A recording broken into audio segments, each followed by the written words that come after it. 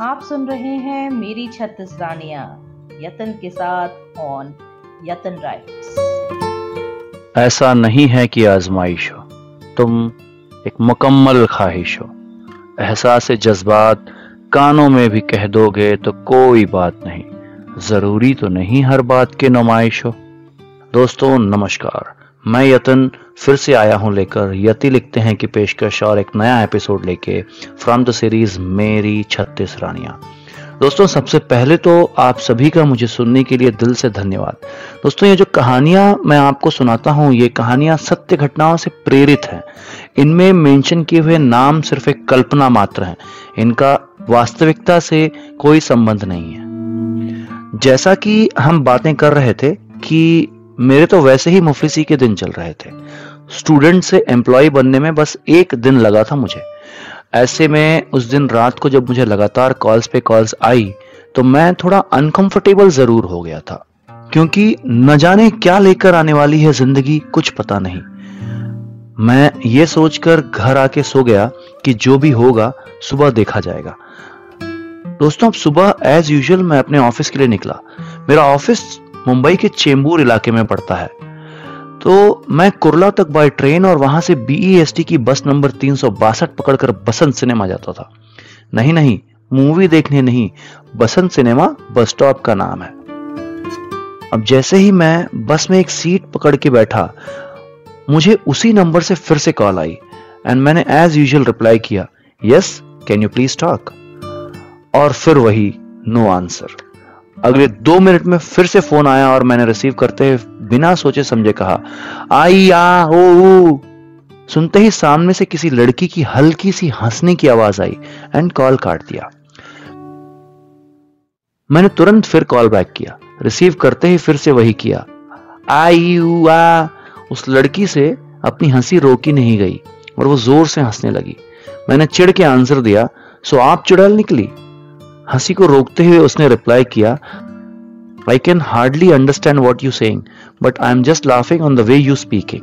अब मैं इतना चिढ़ा हुआ था कि मैंने उसको फिर से आंसर दिया, so I meant is you are the ugly vampire lady behind the shit.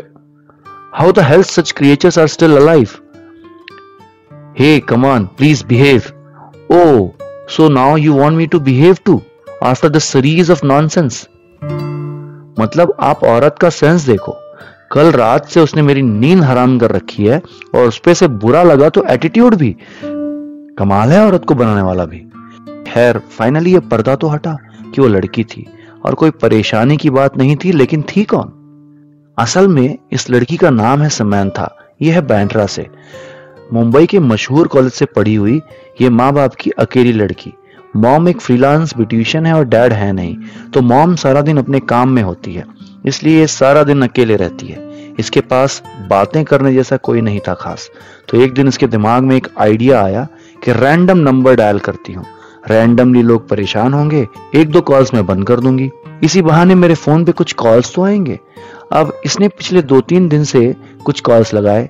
उसकी ये मस्ती चल रही थी कि कॉल मुझे लगा और मैंने आंसर में हेलो की जगह कहा यस प्लीज। वो एंग्लो इंडियन होने के कारण उसको लगा शायद ये कोई मेरी भाषा समझने वाला इंसान है, इसी के साथ ही टाइम पास किया जाए। टाइम पास में उसको मेरी गालियां और बातें सुन के मजा भी आने लगा था, क्योंकि उसको हिंदी बहुत ही कम समझ आती थी। तो रात में जो मैंने गालियां दी थी भर भर के, वो सब बेकार हुई। तो ये कॉल्स वो अपनी बोर्डम किल करने के लिए कर रही थी, लेकिन ये मजाक काफी लंबा होने वाला था और एक कहानी का रूप लेने के लिए बेताब था। शायद इस बात का उसे अंदाजा भी नहीं कि वो किस आग में हाथ डाल रही है। ना जाने किस रूप में आके नारायण मिल जाएंगे, निर्मल मन के दर्पण में वह राम के दर्शन पाएंगे।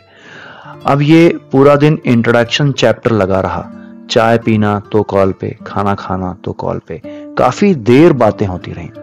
सुबह हुई, शाम हुई, बातें यूं ही तमाम हुई। दुनियादारी पीछे रह गई, रूहेदारी तमाम हुई। हम उनको अपनी बतलाते कुछ, वो कुछ अपनी बतलाते थे। बातों बातों में यूं ही फिर सुबह फिर शाम हुई। शाम जब मैं घर पहुंचा तो दोस्तों ने पूछा कि वो जो कल तुझे कॉल्स आ रही थी क्या हुआ उसका, कौन था वो, कुछ पता लगा क्या? मैंने अपना मोबाइल निकाला और दिखाया, समैंथा। अबे ये कौन है? मैंने उन्हें सारी कहानी सुनाई। अबे बेवकूफ, तेरे को ये फिरंगनी हीरा बना रही है, ऐसा करके फिर तुझे पैसे मांगेगी, नहीं देगा तो फंसा देगी तुझे। एक तरफ से उनकी बातें तो सही थी, लेकिन मेरा मन नहीं मान रहा था उसको गलत समझने का। तो एज यूजुअल फिल्मों की कहानी की तरह मैंने भी दिमाग की नहीं दिल की सुनी।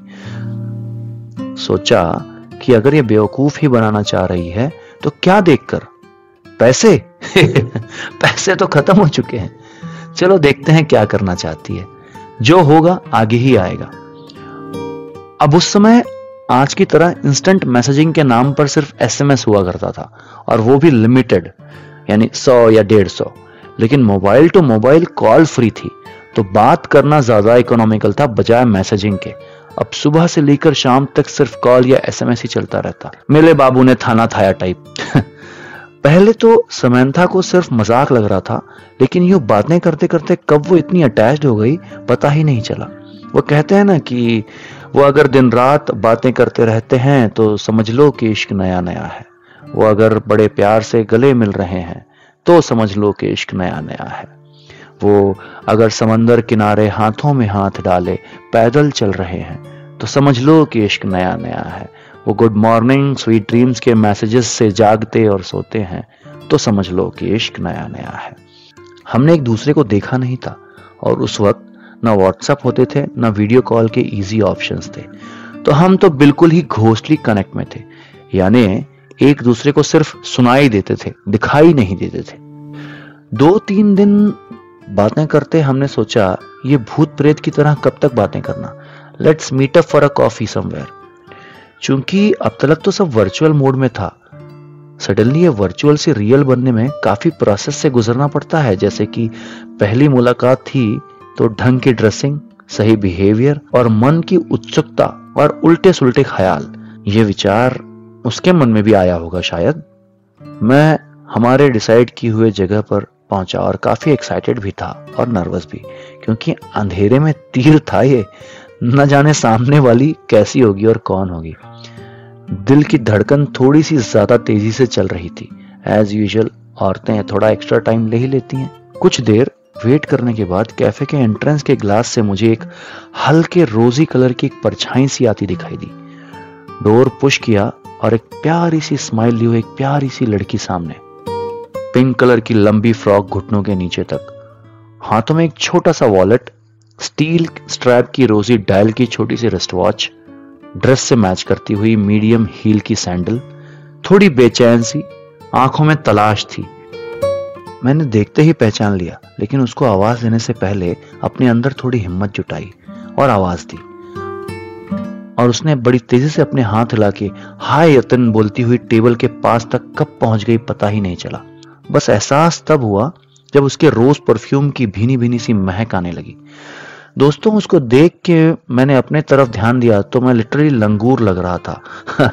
पर ये औरत की नजर, उसको जब कुछ अच्छा ढूंढना ही हो तो खुदा भी क्या कर सकता है। मुझे देख के बोलती है, you looking so cute by the way mister Yatan. I was like, भगवान ने इसको बनाते समय लगता है आंखें लगाना भूल गया क्या? इसको मैं क्यूट लग रहा हूं? खैर, ये बात जब मैंने मेरे दोस्तों को बताया कि शी सेड कि आई एम लुकिंग क्यूट, उनको भी अपनी आंखों कानों पे यकीन नहीं हुआ। वो समझ नहीं पा रहे थे मैं झूठ बोल रहा हूं या लड़की मंद बुद्धि है। नहीं, असल में उन्हें भी उसी दिन पता चला कि आई लुक क्यूट। जलते थे साले सब मुझसे। खैर, उस दिन उस कैफे में बैठे बातें करते 3:30 बजे से 7 कब बज गए पता ही नहीं चला। ना समय रुक रहा था ना उसकी बातें। बड़े भारी मन से हमने एक दूसरे को किसी तरह से सी ऑफ किया एंड अपने अपने घर को निकल पड़े, एक आंखों में चमक लिए। मैंने सोचा कि शायद अब से वो मुझे मैसेजेस करना कम कर देगी, लेकिन हुआ इसका उल्टा। ये कॉल्स एंड मैसेजेस थमने का नाम नहीं ले रहे थे, मानो किसी देश पे एसएमएस हमला हुआ हो। इस स्पीड से मैसेजेस आने लगे। और क्योंकि इश्क नया नया था तो बहुत बातें होती थी। कभी वो बैंड्रा के हिल रोड से मुझसे मिलने चेंबूर आ जाती, तो कभी मैं BEST पकड़ के बैंड्रा, या फिर कभी चर्चगेट या मरीन ड्राइव निकल लेते। चर्चगेट और कोलाबा के आसपास आपको बहुत सारे ईरानी कैफे एंड हेरिटेज रेस्टोरेंट्स मिलेंगे, जिनकी वाइब्स काफी पॉजिटिव और एथनिक होती है। फिर चाहे आप किसी भी वक्त जाएं, साउथ मुंबई में खास करके ईरानी कैफेज में बन मस्का और ईरानी चाय हर जगह मिल जाएगी। ये बन मस्का चाय एंड पुडिंग्स वाली डेट हुआ करती थी। ये मिलना मिलाना चलते चलते इस हद तक पहुंच गया कि उसने जिंदगी साथ बिताने तक का इरादा बना लिया मेरे साथ। और जब मैंने उसको कहा कि सुन बेब्स, इट्स डिफिकल्ट इशू, बहुत सारी डिसिमिलरिटीज हैं हमारे कल्चर में, how will you manage that, उसने सबसे पहले मेरी बहनों से बातचीत करना शुरू किया और दोस्ती बढ़ाई, ताकि वो ये समझ सके कि क्या वो सच में एडजस्ट कर सकेगी या नहीं पूरी लाइफ। साड़ी में कैसे मैनेज करना, फिर रिचुअल्स कैसे फॉलो करना, उसके अपने रिचुअल्स कैसे हैं ये शेयर करना, ये चलता रहता। सबसे बेस्ट बात उस लड़की में ये थी कि उसने किसी भी रिचुअल को कभी रिफ्यूज करने के बजाय जो भी बातें उसे रिचुअल्स के नाम पे पता चलती, उसे वो कहीं ना कहीं अपने रिचुअल से मैच करके देखती और उनमें कोई ना कोई सिमिलैरिटी ढूंढ लेती। दोस्तों, इस बात से ये बात बिल्कुल साफ हो जाती है कि अगर औरत एडजस्ट करना चाहे या किसी को अपनाना चाहे तो वो कुछ भी कर सकती है। उससे बेहतर अंडरस्टैंडिंग कोई हो ही नहीं सकता। लेकिन अगर वो ना चाहे तो दिन के उजाले में भी कमी ढूंढ सकती है। औरत है वह, कुछ भी कर सकती है। आज भी अगर कभी मरीन ड्राइव जाता हूं तो न जाने कितनी यादें लहरों के साथ मुझे छेड़ती नजर आती हैं। वो बारिश के मौसम में समंदर के लहरों से भीगना, भुट्टे खाना और समंदर किनारे बने फुटपाथ पर घंटों बैठे रहना। हमारी जिंदगी चेंबूर से बैंड्रा के हिल रोड होते हुए कभी बैंडस्टैंड तक, तो कभी जुहू से होती हुई वर्ली सीफेस तक, या कभी मरीन ड्राइव बैठे भुट्टे खाने में, या फिर कभी चर्चगेट में कई सारे ईरानी कैफेज में बन मस्का और चाय में बीत रही थी। हमें शहर के सड़कों पे मानो शरीर के खून जैसे नसों में दौड़ता है, उसी तरह से दौड़ लगा रहे थे। भीड़ की तरह हम भी फ्यूचर से अनजान अपनी दुनिया के अरमानों में जी रहे थे। उस दिन काफी अच्छा मौसम था, यानी 2-3 दिन से अच्छी बरसात हुई थी, और बरसात के मौसम में मरीन ड्राइव पे भुट्टे खाने का नशा अलग ही है। तो हमने लगभग सारा दिन वहीं घूमने में बिताया और थोड़ा मौसम बिगड़ते देख अपने घरों को निकल आए। ये डिसाइड किया कि कल मुझे वो अपने घर अपनी मॉम से मिलवाएगी। ये तारीख थी 25 जुलाई 2005, संडे का दिन। अगले दिन सुबह तक सब कुछ नॉर्मल था। हाँ, बरसात जोरों में थी, बट इतनी नहीं कि मुंबई को रोक सके। मुझे करीबन 11 बजे समंथा का कॉल कि hey, you reached office, it's all water everywhere. अब हम 9 बजे से ऑफिस के 5वें फ्लोर में थे। पता ही नहीं चल रहा था कि बाहर क्या हो रहा है, लेकिन कॉल के बाद ऑफिस की खिड़की से नीचे देखता हूं तो आंखें फटी की फटी रह गई। अरे, अभी 2 घंटे पहले जिस बस स्टॉप पे मैं उतरा था वो पूरा पानी में डूब चुका है और सड़क के नाम पर सिर्फ बीच का हिस्सा दिखाई दे रहा था। यह दिन था मंगलवार, यानी वही 26 जुलाई 2005। जल्दी जल्दी सारे ऑफिस के लोगों को घर निकलने के लिए कहा गया, क्योंकि पहले से कोई अलर्ट थी ही नहीं। लगभग आधे लोग निकल चुके थे और आधे लोग इस फिराक में रुके रहे कि कुछ देर में तो बारिश थम ही जाएगी। लेकिन हुआ इसका उल्टा। 1 घंटे में जो लोग घर जाने के लिए निकले थे वो कुर्ला स्टेशन से कॉल करके बोलने लगे कि किसी को भी मत आने बोलो, क्योंकि ट्रेनें सारी बंद हैं और स्टेशन पे भीड़ हद से ज्यादा है। इतनी ज्यादा कि एनडीआरएफ की टीम्स को हेलीकॉप्टर का सहारा लेना पड़ रहा है। जब 3-3:30 बजे तक कुछ नॉर्मल नहीं हुआ तो मैंने घर ना जाके चेंबूर में ही रह रही मेरी मौसी के घर जाने का डिसाइड किया। मौसी के बेटे यानी रोहित मोहित ने मुझे रास्ते गाइड किए और मुझे बचाकर अपने घर ले आए। उस दिन मेरा कजिन यानी मोहित और उसके दोस्तों ने न जाने कितनों की हेल्प की होगी, बिना नाम पता पूछे। ये मुंबई का असली चेहरा थे उस वक्त, और ये इस बात को साबित कर रहे थे कि किसी भी हाल में ये मुंबई की स्पिरिट नहीं गिरने देंगे। मेरी मौसी ने जिद पकड़ ली और मुझे उस दिन वहां से जाने नहीं दिया। लेकिन इस दरमियान मेरा हैंडसेट पूरी तरह से पानी में भीगने के कारण खराब हो चुका था। उस दिन को अगर मुझसे शब्दों में बयान करने को कहा जाए तो हर मोड़ पे खुदा का कहर देखा है। हमने अपनी आंखों से डूबता शहर देखा है, बेबस पनाहें तड़पती हुई आहें, मनहूस इरादों का जिगर देखा है। जमीन की बेकसी देखी, वजूद की बेबसी देखी, फलक से टूटता कहर देखा है। दोस्तों, अगले 2 दिन बाद जब मैं घर पहुंचा तो मेरा मोबाइल पूरी तरह से खराब हो चुका था। मेरे पास कोई दूसरी जगह उसका नंबर सेव नहीं था, और डिजिटल होने का यह नुकसान कि मैंने कभी वो नंबर याद करने की कोशिश नहीं की। तो अगर समंथा मुझे कॉल कर रही होगी तो उसके पास भी मेरे दूसरे कोई नंबर नहीं थे, ना ही एड्रेस था। इस बाढ़ से शहर को संभलने में लगभग हफ्ता 10 दिन लग गया, लेकिन इसके बाद मुंबई पूरी तितर बितर हो चुकी थी। किसी का पति नहीं लौटा था तो किसी की माँ, किसी का डैड नहीं तो किसी का भाई। न जाने कितने लोगों के क्या क्या ले गया यह पानी बहाकर। मैं कौन सा अलग था दुनिया से। तो मेरे लिए तो मेरी सारी फीलिंग्स ले गया, जैसे समंदर की लहरों का पानी रेत पे लिखे नामों को एक झटके से मिटा देता है, बिल्कुल उसी तरह। ढूंढे तो कहां ढूंढे उसे। उस समय सोशल मीडिया इतना क्या जरा भी नहीं था। मैं ये भी नहीं जानता था कि उस बारिश में उसके साथ क्या हुआ, क्योंकि जिस जगह पर उसका घर था वो भी समंदर के काफी करीब था। मैंने ढूंढने के कई तरीके अपनाए। उस जगह गया, उस एरिया में गया, उसका घर ढूंढा, आसपास पूछा, लेकिन सब नए लोग थे, कोई अता पता नहीं चला। ये पानी निकल गया या ये शहर, नहीं पता। हाँ, ये न्यूज जरूर आती कि पानी ने उस इलाके में काफी कहर मचाया था और न जाने कितनों को बहा ले गया। बहुत परेशान हुआ कि किसी तरह से वो मिले और उसको ये पूछ सकूं कि उस बरसात की भयानक रात और दिन उसके लिए कैसे थे। कुछ तो रास्ता जरूर मिलेगा, लेकिन क्या? मुझसे उम्मीद नहीं छोड़ी जाती अक्सर।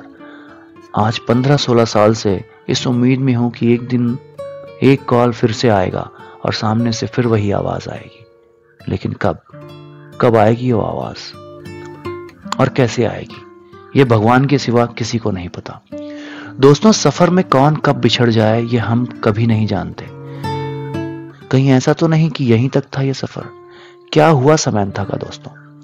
यतन इस तकलीफ से बाहर आ सका या नहीं, ये जानने के लिए जुड़े रहिए मेरे यानी यतिन के साथ ऑन यतिन राइट्स। सुनते रहिए मेरी 36 रानियां। कैसी लगी आपको ये सच्ची कहानी, कमेंट करके जरूर बताइएगा। हाँ दोस्तों, अगर आपको ये कहानी जरा से भी अच्छी लगी हो तो मेरे चैनल यतिन राइट्स को सब्सक्राइब जरूर करें, ताकि मैं अपनी कहानियों को और भी बेहतरीन बना सकूं। धन्यवाद दोस्तों।